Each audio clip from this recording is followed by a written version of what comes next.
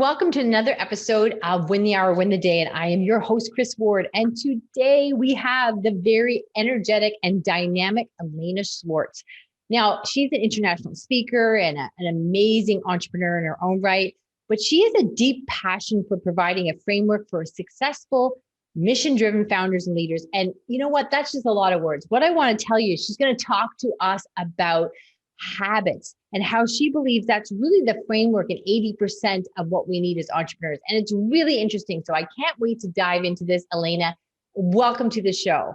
Thank you, Chris. I am absolutely thrilled and what a pleasure to be here with you. Okay, awesome. So you know what? This is one of these topics where we don't know what we don't know. So why don't you start us off with, I guess, what would be the biggest myths or misunderstandings? Because it's more than just like, oh, develop a routine, have a habit, right? Yeah. Okay. I'm a really science geek here. So this is going to go down a rabbit hole a little bit, but there's really practical stuff that comes out of this. And so from a practical perspective, we have literally wired in our brains the way that we have been, the things that we do, and the results that we get. It's all like your beliefs create your thoughts, and your thoughts create your emotions, and your emotions dictate the kinds of action you take, and then the action you take dictates results. Except most people keep getting results that they don't want, but they don't realize that there's this psycho-cybernetic loop that's happening. And so as a result, they keep doing the same things and keep getting the same results and keep expecting something different. And so one of the things that you have to do, since these beliefs that we have that are in the subconscious mind and we're completely unaware of, these beliefs that we have been wired into your brain. They're hardwired into your brain. Okay. And to be able to move those beliefs to a different, more empowering belief, a belief that you can be successful in your business, that your clients or customers want to enroll to work with you, that you can scale your business to a certain level, that you don't have to work hard, that I believe that's one of the biggest myths in business. Oh, don't even get me started, please. Okay. I believe that that doesn't kill you, makes you tired. Okay. So that is a whole show on its own because there is no reason to be grinding it out. Anyhow, continue. I apologize. Yes. And so part of the way we switch that up, so we're not grinding it out anymore, is to change our habits. So part of it is changing your beliefs, changing your thinking, but to change your experience, it also is how we do things in the world. And I'll give you really practical. I would bet that probably 90 to 99% of your listeners wake up in the morning and what's the first thing they do? They pick up the phone and they check their phone. Check the phone, yes. Right? Yes, and now they're down the rabbit hole. The rabbit hole might be social media. The rabbit hole might be email, whatever the rabbit hole is for that person. But now all of a sudden, your body is wired like the stress response, which most people feel because they're not living the life they want. They're not getting the results they want. Whatever else they're thinking is causing this stress, causes these emotions, these hormones to dump in our bodies: cortisol, adrenaline, norepinephrine, etc. And we're actually addicted to those hormones. We're like addicts that are constantly trying to get another hit. So what happens is your body wants you to keep doing the same things over and over again so it can keep getting a hit of those hormones. And so what happens when you pick up that phone first thing in the morning? There's the hit. Now, all of a sudden, you're off and running to the same predictable future as your predictable past. So what do you have to do? Stop checking your phone for the first hour you get up. I only check my phone in the morning to see if I've got, like, people book into my calendar. I want to see when my first call is or whatever. That's the only thing I check my phone with. I'm off my phone. Because otherwise, if you're going to keep feeling the same way and getting that same feeling response, then your body's going to keep dumping those hormones of stress and you keep getting the same thing. So do something different. Like, one of the things that I love to do is, even before I'm conscious that I've opened my eyes, before my feet hit the ground, I start going in my head of 3 things I'm grateful for. And I really feel them, not just think about them. It's easy to think about things you're grateful for, but what really starts to shift those neural synaptic connections in the brain is our feelings. So by cultivating different feelings, by cultivating an attitude of gratitude before our feet even hit the ground, and by not looking at your phone, for example, two really simple things that start your day off in a different way.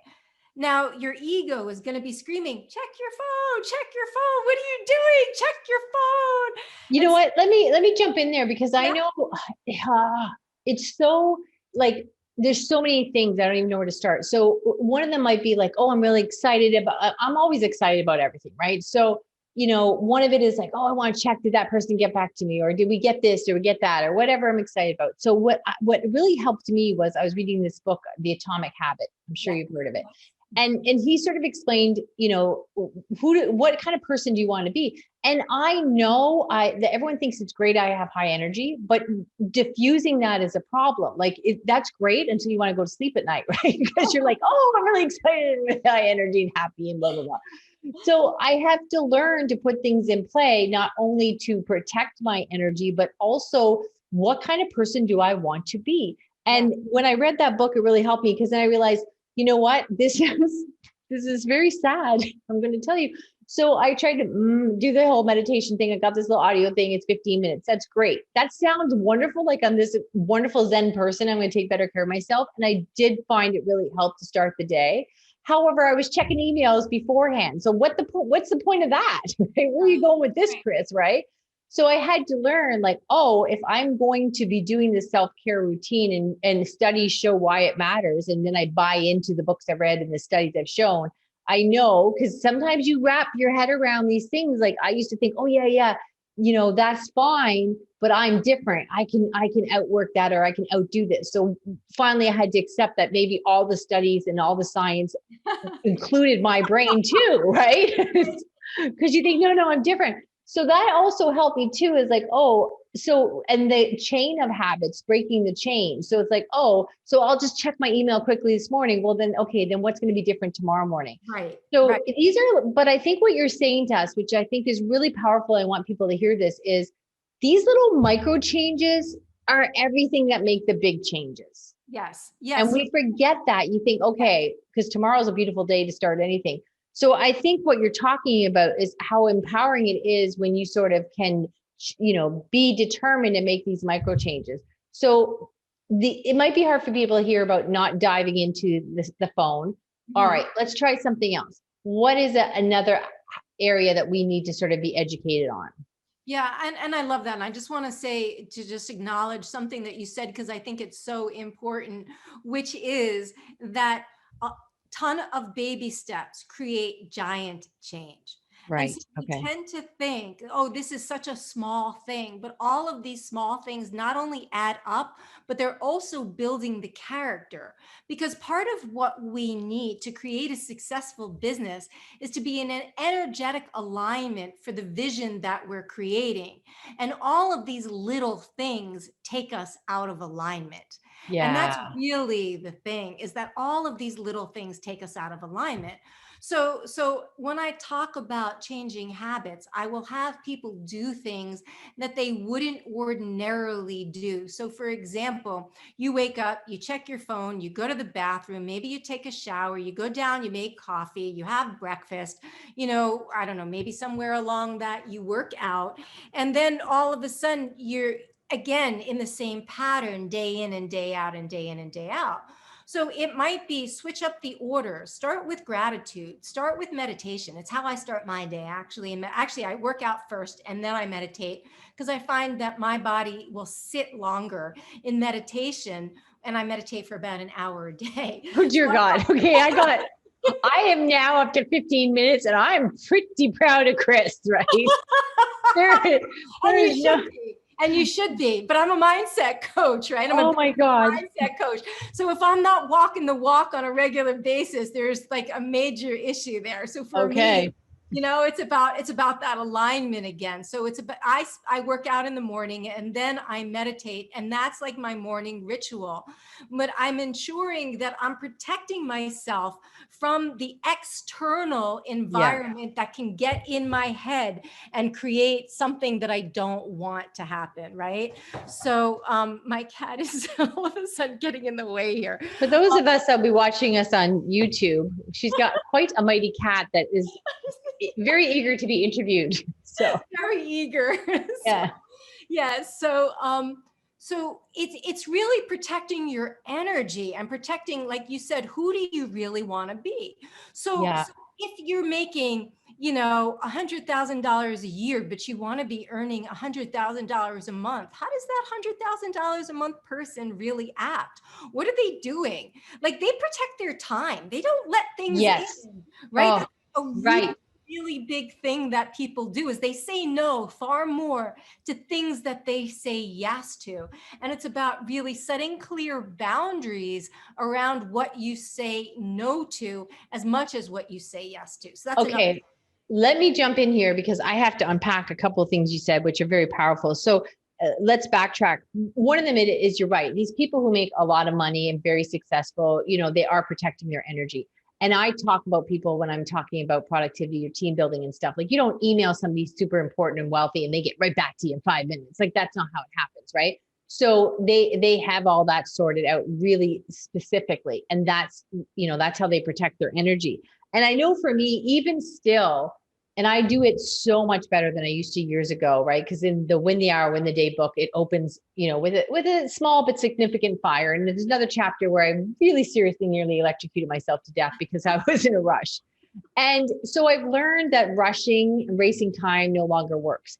But also, even still, if I get caught up into even the enthusiasm, all the stuff we're doing, like, I now know not to do something rather than to rush, especially with a team meeting or showing up with other people. You have this idea that you could, I did anyhow, let me not speak for you people. I had this idea that I could smile and be in a rush and just sort of soothe myself while this person I felt was talking too slow. But maybe they're not talking too slow if I wasn't in such a friggin' rush, right? So I've learned that it's damaging to the situation, and on all levels. If I show up in a rush state, like, I have to change my energy. I have to, okay, all right, I have to change my energy. This isn't work. This is not going to serve me. So I think what's happening is, you know, these are little things we're talking about, but I know they've had really profound impact on my business and my relationships at work before 5 and after 5. So how does that, I know you're all about mindset and stuff like that. So tell us a little bit of how the science supports that without, you know, getting too crazy on us. Because I know about attention residue and decision fatigue and all that stuff wears down the brain like a whole bunch of apps open on your phone, and people don't understand the power of that. Yes. But these little micro changes, you know, really become powerful definitions of how you manage effectively, I think. They do, and I love really what you're talking about, because it is really, you talk about like energy. Okay, so go back, and then I'll talk about the science, but go back to people who are, you know, at a different level in their business, right? They're probably time blocking. They probably only once or twice a day are checking their emails, and they go through their emails and they'll set, you know, maybe they'll set a timer, maybe they won't, but they'll go, okay, for the next half an hour, I'm checking my emails and then I'm done. And they walk away from it. Like, they really protect their time. And part of that is, you know, from a brain, from the physiological perspective, we're in the mode, like, I'll talk about content creation for a minute, because I think it's a really easy to understand from content creation, which is from content creation. If you're going to record a bunch of videos and you're writing the script for a bunch of videos, then that's one part of the brain, and it takes one part of the brain. But if you go from writing a script to recording, to writing a script to recording, to writing a script to recording, which is multitasking, which is what people do all the time, it's utilizing different parts of the brain. And then there's this lag that the brain has to go back to the other part, because you're now out of like where you're out of the compartment in your brain that has that function, and you're asking it to do a different function. And so you're losing time. So if you were to like group all of your content writing together and all of your content recording together, then all of a sudden you have a different experience of your brain and you're far more effective, you're more productive, you're utilizing time in a completely different way because you're working with your brain, not against it. So, you know, all of these studies have shown how multitasking is really ineffective. It doesn't really work. No, it doesn't. And I want to jump in here because I know we talk about that when they are when the day, and it's really like 40% less effective. And I did a video once and I showed spraying like shaving cream on a wall and then wiping it off and showing what's left behind is your attention residue. Like that, you really just, again, burn out like your battery on your phone with a bunch of apps open. When you go do something and you come back, you don't get all the juice that you didn't come back with all that you left with, right? So it is really powerful. And I know you're preaching to the choir. I know I rave on about that all the time, but it's really interesting to hear somebody else have such clarity on it. Because I often say too, you can't shine a spotlight on two spots. Like that's just it, right? One spot. So, okay. So we're in agreement. You can all listen in as we agree. But also there's another piece about what you said, Chris, which is about presence. So when you're rushing around, when you're thinking that you can accomplish it from, you know, you're in the middle of something and then you move to something else, you're no longer present with it. And in this, when we're present, there really is no past, there really is no future. There's only this moment now.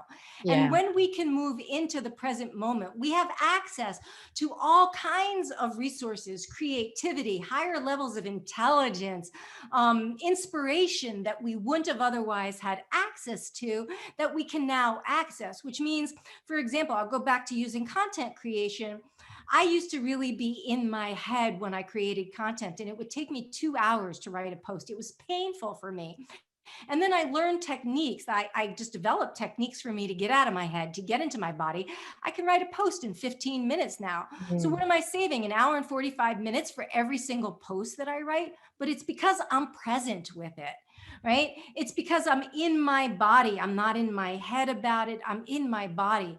And when we do that, we have access to a whole host of resources that we don't have. And then synchronicities start to happen. We move into flow more. Things feel like we're efforting so much less. We're not in the hustle, go, grind anymore.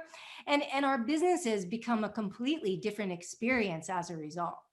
100%. I know for me, Evan, if you're listening in, I have this wonderful person on my team, and every once in a while he'll be like I'll say something and like, okay, Chris, like, and he's letting me know like there's a tone there, and the tone is never being speaking harshly to Evan or judgment or anything. It's I'm in rush mode, so I'm talking about something. It sounds like I'm getting impatient, and I am impatient because I'm trying to move so quickly. Now I have this like it's like a flare up. I have this like 2% of what I used to live of 90%, but you know, I'm still in recovery. So I'm a recovering rushaholic. So it comes up every once in a while, and now I can hear it because it's not how I live. And then I'll realize, oh, my tone isn't coming out the way it should because I'm in rush mode. And to add to your point too, I know when I was doing research for When the Hour, When the Day book, you know, all the significant, meaningful inventions in the history of time were done at times of rest, relaxation, or play. Because that's how the brain works. When you're racing the clock and climbing the mountain and hustle, that's, you know, you're in survival mode, and that's not creative mode.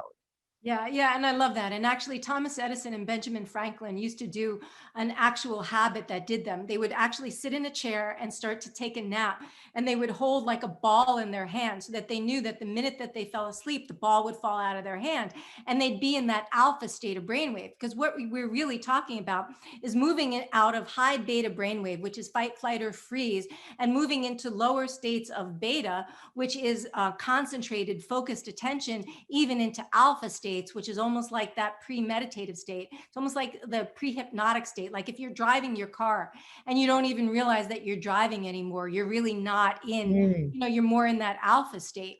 And so they would get their biggest inspiration and ideas for an invention they were working on in that state. So they would posit a question right before they sat down to fall asleep. And then when the ball fell out of their hand, the ideas would come to them. Okay, hold on though. When the ball falls out of their hand, now they're asleep. So now I don't understand. It wakes them up, because it wakes them up. The process of letting go of the ball would wake them up. Letting them go of the ball wakes them up. Because Because now you had Chris getting up in the middle of the night to go to the bathroom, making notes back on her phone. So I'm like, this is not helpful to me. Okay. Oh, No. I see what you're saying. Okay. Clarify. Got And it. they would All do right. this during the day, not at night. They would do this during the day Okay. intentionally to get an idea, to get I inspiration, see. because That they makes knew sense. that it came out when they knew that those ideas and inspiration came from them being out of that higher beta brainwave state. And that was the only way they were going to get those, access that higher level of intelligence. And so they would game it essentially to be able to access that.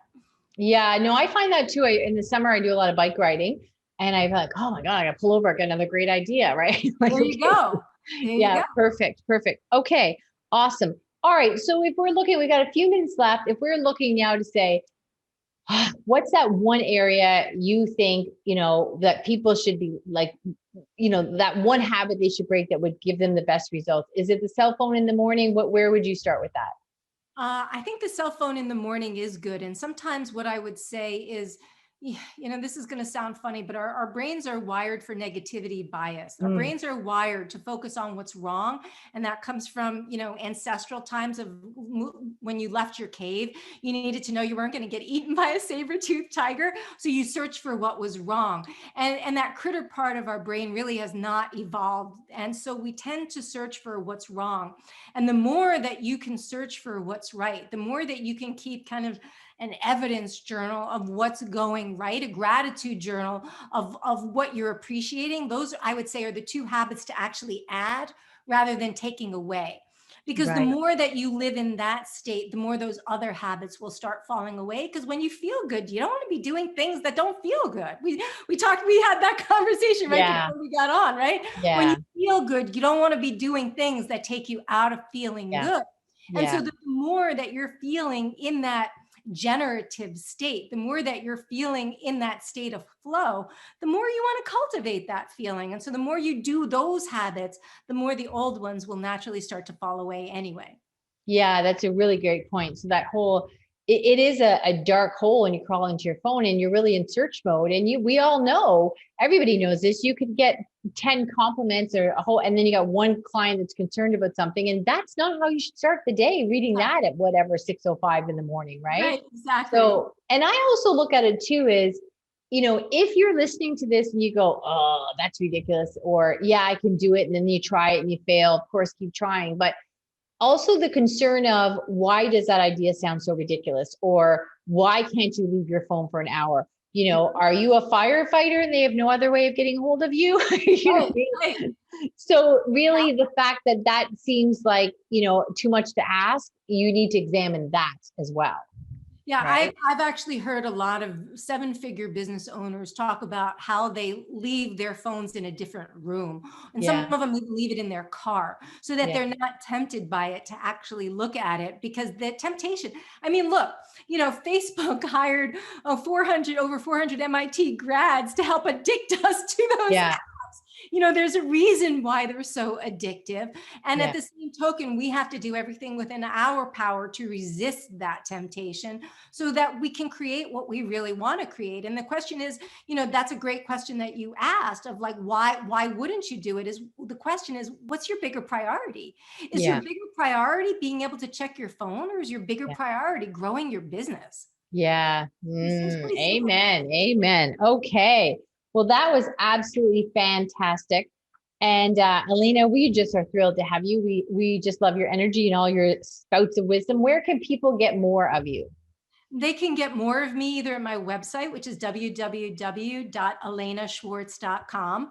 And if people want to have conversations with me and take this to the next level, I am offering a handful of 5 to your audience of, free consults where we just literally look at next steps. How can you move the dial forward? And that would be support@alainaschwartz.com.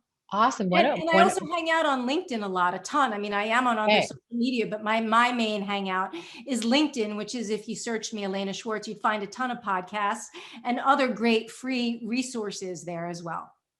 Awesome. Well, thank you so much. We appreciate you and everyone else. To the next episode. We'll see you soon. Thank you.